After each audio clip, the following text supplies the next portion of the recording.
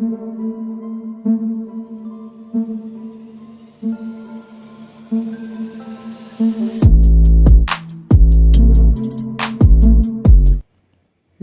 दोस्तों, scary story official में आप सबका स्वागत है। आज की कहानी की तरफ बढ़ने से पहले चैनल को सब्सक्राइब कर लीजिए और अगर कहानी अच्छी लगती है तो प्लीज़ लाइक एंड कमेंट करना मत भूलिएगा। तो आज की कहानी बहुत ही ज़्यादा खौफनाक है और आप लोगों को ज़रूर पसंद आएगी। अगर कहानी में आपको कोई कमी लगती है तो वो हमें कमेंट बॉक्स में ज़रूर बताइएगा, और अगर अच्छी लगती है तो कहानी का कौन सा पार्ट आपको अच्छा लगा ये भी ज़रूर बताइएगा। तो कहानी है एक हॉस्टल की, जहाँ पर अमर रहता है और उसे अचानक ये हॉस्टल क्यों छोड़ना पड़ा, ये इस कहानी में आपको पता चलेगा। आखिर अमर के साथ ऐसा क्या हुआ। तो कहानी शुरू होती है आज से 5 साल पहले। तब अमर अपने घर पर अपने मम्मी पापा के साथ रहता था और बहुत खुश था। उसका कॉलेज कंप्लीट हुआ था और आगे की पढ़ाई के लिए उसने अपने मम्मी पापा से बोला कि मुझे दिल्ली के कॉलेज में पढ़ाई करनी है। तो पापा तो राजी हो गए और उन्होंने बोला कि ठीक है, दिल्ली कॉलेज में एडमिशन करवा देते हैं और वहीं पर तुम आगे की पढ़ाई पढ़ लेना। तो सब कुछ तो ठीक था, मम्मी भी राजी हो गई और कॉलेज में एडमिशन भी हो गया। लेकिन एक प्रॉब्लम थी, हॉस्टल नहीं मिल रहा था।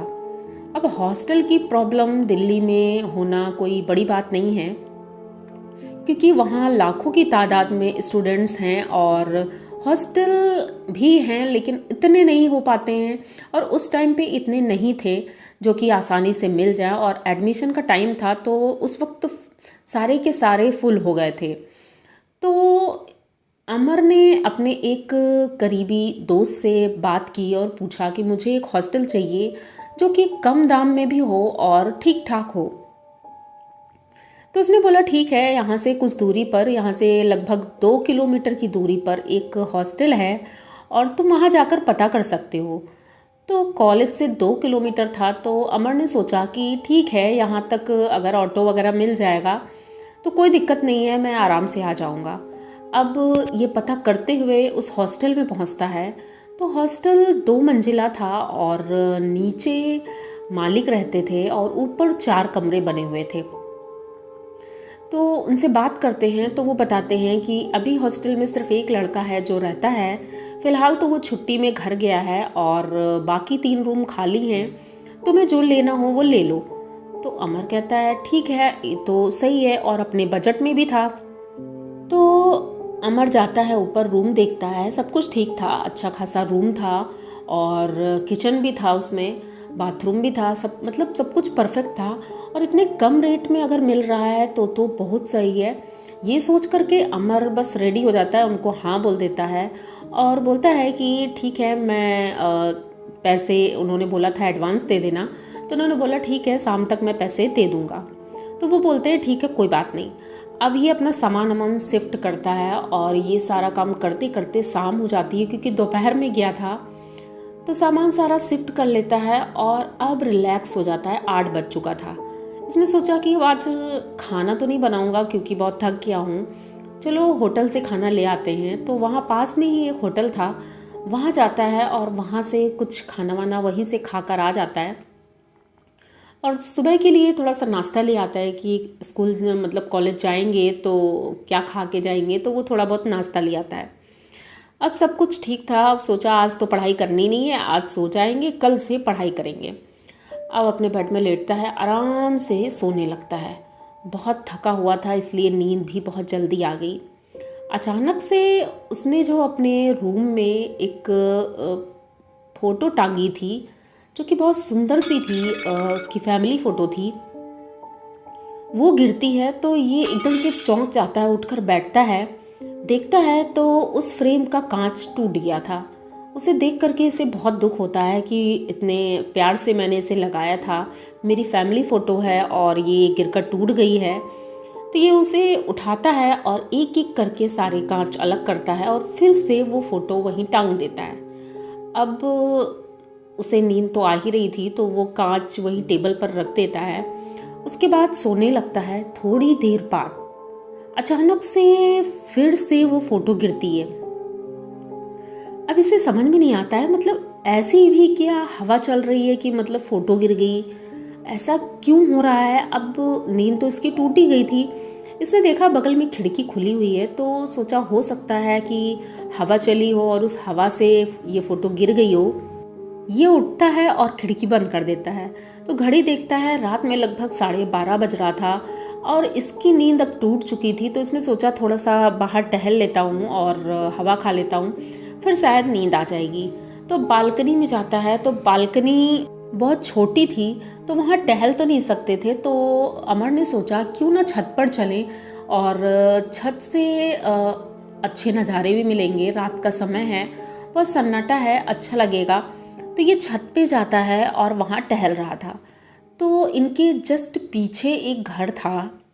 उस घर में कुछ अजीब सी मतलब जैसे पूजा हो रही हो या कुछ हो रहा हो, तो ऐसा कुछ आवाज़ें आ रही थी। तो अमर ने सोचा इतनी रात को किसी के यहाँ पूजा क्यों हो रही है। तभी अचानक से इसे ऐसा लगा जैसे इसके कंधे पर किसी ने टैप किया। ये एकदम से पीछे मुड़ता है, तो पीछे एक लड़की खड़ी थी। वो लड़की बहुत खूबसूरत थी। और तभी अमर ने पूछा कि तुम कौन हो और यहाँ क्या कर रही हो हमारी छत पे, क्योंकि मकान मालिक की क्या बेटी हो तुम। तो वो कुछ बोलती नहीं, वो चुपचाप जाकर छत के कोने में खड़ी हो जाती है। तो ये फिर उसके पास जाता है और पूछने की कोशिश करता है, लेकिन वो कुछ बोल नहीं रही थी। तो ये बोलता है कि अगर मुझसे बात नहीं करनी तो मुझे मतलब मेरे कंधे पे टैप क्यों किया। तो वो तब भी कुछ नहीं बोलती है। तो ये एकदम से गुस्सा हो जाता है, सोचता है अजीब है, मतलब ये लड़की भी दिमाग की लगता कुछ कम है, मतलब ऐसी हरकत कर रही है। मैं टहल रहा था अच्छा खासा और मुझे डिस्टर्ब कर दिया। चलो ठीक है, मैं नीचे जाता हूँ, क्योंकि अब लड़की पता नहीं कौन है, किसकी है। अगर यहाँ मैं इससे बात करूँगा तो लोग मुझे ही गलत बोलेंगे। ये सोच करके अमर अपने रूम में चला जाता है और सोने की कोशिश कर रहा था, लेकिन वो लड़की इतनी खूबसूरत थी। उसका चेहरा देख करके अमर को अब नींद नहीं आ रही थी। वो रात भर उस लड़की के बारे में सोचता रहा। सुबह हुई, कॉलेज गया और कॉलेज से जब घर आया उसके बाद थोड़ा बहुत खाना वाना बनाया उसने। खाना वाना बनाकर पढ़ने बैठ गया और शाम के वक्त जब पढ़ाई से थोड़ा ब्रेक लिया उसने, तो सोचा चलो बाहर टहल आते हैं। तो बाहर टहलने के लिए गया। टहल करके जब लौट रहा था तो उसने देखा छत पर वही लड़की खड़ी है। तो ये खुश हो जाता है, एक तरह से तो खुश होता है कि चलो आज मैं इससे बात करने की कोशिश करता हूँ, अगर ये बोलेगी तो अच्छी दोस्ती हो जाएगी हमारी। इसने मकान मालिक से कुछ भी नहीं पूछा और सीधे छत पर जाता है। अंधेरा बहुत हो चुका था क्योंकि रात का 10 बज चुका था। छत पर जाता है तो वहाँ कोई भी नहीं था। थोड़ी देर ये इधर उधर देखता रहता है। तभी इसे दिखता है कि वो दरवाजे के जस्ट पीछे खड़ी थी, और जब ये नीचे उतरने के लिए जाने वाला था तब वो वहाँ से निकल करके बाहर बाउंड्री की तरफ खड़ी हो जाती है। ये देखता है और लौटता है, उससे पूछता है तुम यहाँ छुपी हुई थी। तो वो कुछ बोलती नहीं है। तो ये बोलता है मैं तुमसे बात करना चाहता हूँ और क्या मुझसे दोस्ती करोगी। तो वो कहती है हाँ, मतलब दोस्ती कर सकते हैं, लेकिन क्या तुम मुझसे दोस्ती करोगे। तो ये कहता है कि हाँ क्यों नहीं, मतलब दोस्ती तो हम कर ही सकते हैं। तो वो कहती है हाँ, मतलब दोस्ती मैं कर लूँ क्योंकि मैं तुम्हें जानती हूँ, तुम बहुत अच्छे लड़के हो और मैं तुम्हारे कमरे में आई थी और मैंने देखा तुम्हारी फैमिली भी बहुत अच्छी है। तो अमर कहता है रुको रुको, तुम मेरे कमरे में कब आई, मैंने तो दरवाज़ा खोला भी नहीं और मैंने तुम्हें इनवाइट भी नहीं किया, तो तुम मेरे घर कब आई थी। तो उस लड़की ने कहा कि मैं रात में आई थी तुम्हारे घर और मैंने देखा था तुम सो रहे थे आराम से। तो उसने कहा मतलब दरवाज़ा तो खुला नहीं था, तुम कैसे आई। तो उसने कहा मैं कुछ कहूँगी तुमसे तो तुम्हें डर तो नहीं लगेगा। तो उसने कहा ऐसा क्या। अब अमर को थोड़ा डर लग रहा था, ऐसा क्या बोलने जा रही है।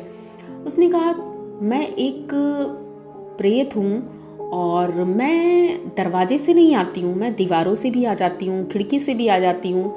तो खिड़की से मैं तुम्हारे कमरे के अंदर आई थी और मैं जब तुम्हारे पास आ रही थी तो बगल दीवार में वो फ़ोटो लगी थी, वो गिर गई थी। तो अमर कहता है, अच्छा मतलब तुमने मेरी फ़ोटो गिराई थी? अच्छा मजाक कर लेती हो, मतलब तुम खिड़की से आ गई थी? तो वो कहती है, तुम्हें विश्वास नहीं हो रहा है? तो कहता है, अच्छा ठीक है, हो गया विश्वास, तुम प्रेत हो, चुड़ैल हो, जो भी हो। तो अमर को हंसी आ रही थी, उसे लगा ये मजाक कर रही है। तो वो कहता है कि ठीक है, अच्छा आज रात में आओगी? तो वो कहती है कि मैं तो रोज़ आती हूँ, आज भी आऊँगी। तो अब अमर को थोड़ा अजीब लग रहा था। वो उससे बोलता है, ठीक है मैं जा रहा हूँ अपने रूम में, जब तुम आना तो मुझे बता देना। अब ये अपने रूम में जाता है और सो जाता है। रात का लगभग वही 1 बजा था। अचानक से वही फोटो फिर से गिरती है। अब जैसे ही फोटो गिरती है, अमर सो चुका था, उसे तो विश्वास ही नहीं था इन सब बातों पर। जैसे ही वो फोटो गिरती है तो अमर एकदम से उठकर बैठ जाता है और इधर उधर देखता है। तो उसके किचन में जैसे लग रहा था कोई कुछ बना रहा है। तो ये धीरे से उठकर किचन में जाता है और जब किचन में देखता है तो वही लड़की किचन में कुछ पका रही थी। अजीब सी स्मेल आ रही थी, बहुत गंदी सी। ये धीरे धीरे उधर गया और जैसे ही वहाँ गया तो उसने देखा उस लड़की के पैर उल्टे हैं और इतने बड़े बड़े पैर हैं ना, उसके नाखून इतने बड़े बड़े पैर के और हाथ के। ये देख करके वो एकदम डर जाता है, क्योंकि छत में जब ये देखता था तो वहाँ अंधेरा होता था, तो इसे इतना क्लियर कुछ दिखा नहीं, बस चेहरा दिखा था। तो उस वक्त चेहरा उसका बहुत सुंदर लग रही थी वो, पता नहीं। और फिलहाल उसका चेहरा इतना कुरूप दिख रहा था। जैसे ही उसने पलट कर देखा, अमर एकदम से चिल्लाने लगा था। तो उसने कहा कि मैं तुम्हें डराना नहीं चाहती हूँ और तुम डरो मत, प्लीज़ डरो मत, मैं चली जाऊँगी यहाँ से। लेकिन अमर डर की वजह से बेड में एकदम कोने पर सिमट कर बैठ जाता है और वो जैसे आई थी दीवार के आर पार होकर वापस चली जाती है। अमर अब बहुत ज़्यादा डर गया था और सोच रहा था मैं क्या करूं, क्योंकि ये तो सच में प्रेतनी निकली, चुड़ैल है और अब तो ये मुझे मार देगी, क्योंकि ऐसा तो होता ही है। अब रात भर इसको नींद नहीं आती है, सुबह होती है और ये अपने घर वालों को फ़ोन करता है। तो घर वालों में मम्मी से बात नहीं हो पाती है, पापा से होती है। तो पापा कहते हैं, अच्छा मतलब तुम्हें वहाँ चुड़ैल मिल गई और वो तुम्हारे कमरे में भी आ गई। उन्होंने इसे मजाक में लिया और अमर समझाता रह गया, लेकिन उन्होंने विश्वास नहीं किया, क्योंकि अमर जो है बचपन से ही बहुत मजाकिया था और इस तरह की बातों में मजाक बहुत करता था। तो उनके पापा ने विश्वास नहीं किया। अब इसने फ़ोन कट किया, उसके बाद रात होने का इंतज़ार करता रहा, लेकिन रात को ऐसा कुछ भी नहीं हुआ। 2-3 दिन हो गए, वो बिल्कुल नज़र नहीं आई। अब 5वां दिन था और वो नज़र नहीं आई थी, घर में भी ऐसा कुछ हुआ नहीं।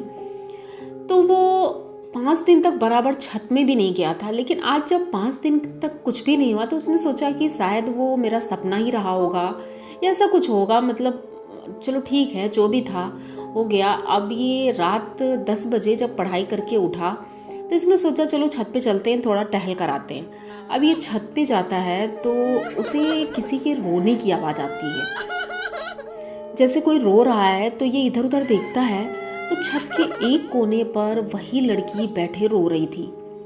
अब इसे बहुत ज़्यादा डर लग रहा था कि अब तो ये मुझे मार देगी और मारकर खा जाएगी।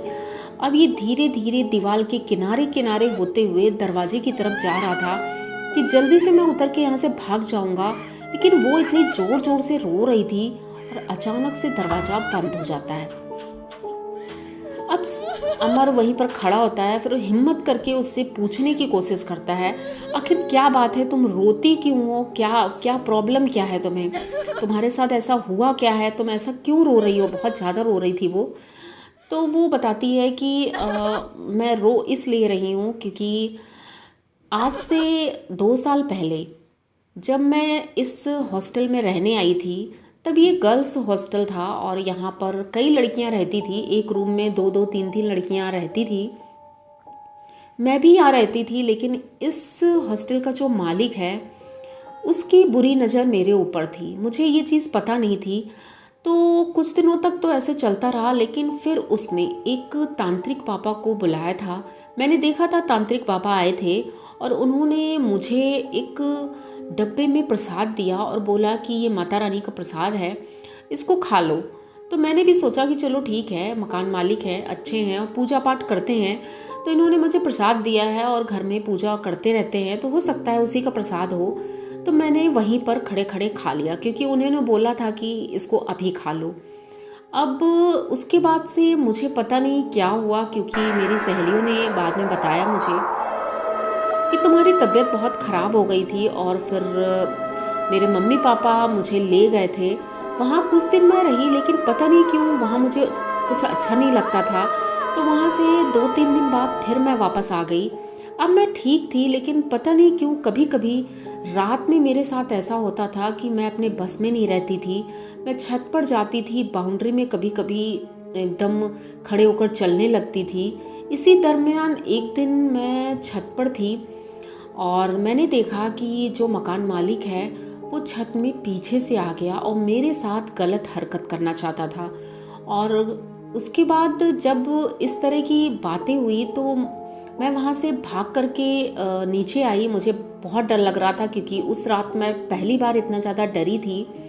मुझे उसकी हरकत ठीक नहीं लगी थी।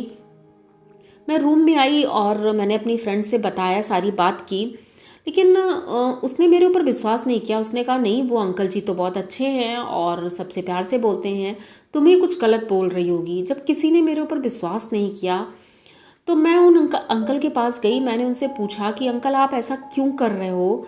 तो उन्होंने कहा मैं तुमसे शादी करना चाहता हूँ। तो मैंने कहा आपकी एज 45 है और मेरी तो अभी 20 भी, मतलब 20 ही है, तो मैं आपसे शादी क्यों करूँगी? और मतलब गुस्सा हो जाती है। तो उन्होंने उसी रात, मतलब पहले तो उन्होंने कुछ बोला नहीं, वो बोल करके चली आई वापस। उसी रात उसने कोई पूजा घर में रखवाई थी और उस पूजा की वजह से या पता नहीं किस वजह से मुझे पूरे कमरे में एक आदमी दिखाई पड़ता था जो बहुत ही ज़्यादा भयानक था। उस आदमी ने मेरा गला पकड़ा और मुझे पता नहीं कैसे मार दिया। मेरी सहेली उस दिन रूम में नहीं थी और दूसरे दिन मैं मरी हुई मिली थी। उस आदमी ने मेरा गला घोंट के मारा था मुझे, और वो कोई जिंदा आदमी नहीं था, वो मरा हुआ आदमी था, मतलब कि वो कोई प्रेत था। तो और जब मुझे पता चला कि वो प्रेत मेरे मकान मालिक ने मेरे ऊपर छोड़ा है, तो मरने के बाद भी मैं ये घर नहीं छोड़ पाई हूँ और मुझे अब अपना बदला चाहिए। तो अमर ने जब ये सब सुना तो मतलब इसे बहुत अजीब लगा और इसने कहा उससे कि मैं तुम्हारी कोई मदद कर सकती हूँ। तो उसने कहा हाँ, मेरे मम्मी पापा को ये बात नहीं पता है, तो प्लीज़ उनको ये बात बता दो और वो जो भी करेंगे तो ठीक करेंगे और मुझे मुक्ति मिल जाएगी। तो अमर ऐसा ही करता है, वो अपने घर का एड्रेस देती है। तो अमर उनके मम्मी पापा को फ़ोन करते हैं, उनसे बात करते हैं और पूरी बात क्लियर करते हैं। तो उनके मम्मी पापा को जब पता चलता है तो वो मकान मालिक के खिलाफ केस करते हैं और उन्हें सज़ा दिलवाते हैं। अब उस लड़की को तो मुक्ति मिल गई थी, लेकिन अमर अब इस घर में रहना नहीं चाहता था, क्योंकि इतना कुछ हो चुका था। तो अमर ये हॉस्टल छोड़ करके यहाँ से दूसरी जगह शिफ्ट हो जाता है। इन 1 महीने में बहुत कुछ हुआ था अमर के साथ, लेकिन ये जो भी हुआ था बहुत ही ज़्यादा भयानक था। तो आप लोगों को अमर की ये कहानी कैसी लगी? अगर अच्छी लगी तो प्लीज़ चैनल को सब्सक्राइब करिए, लाइक कमेंट करिए, शेयर करिए और बने रहिए हमारे साथ। मिलते हैं किसी नई कहानी में, तब तक के लिए डरते रहिए।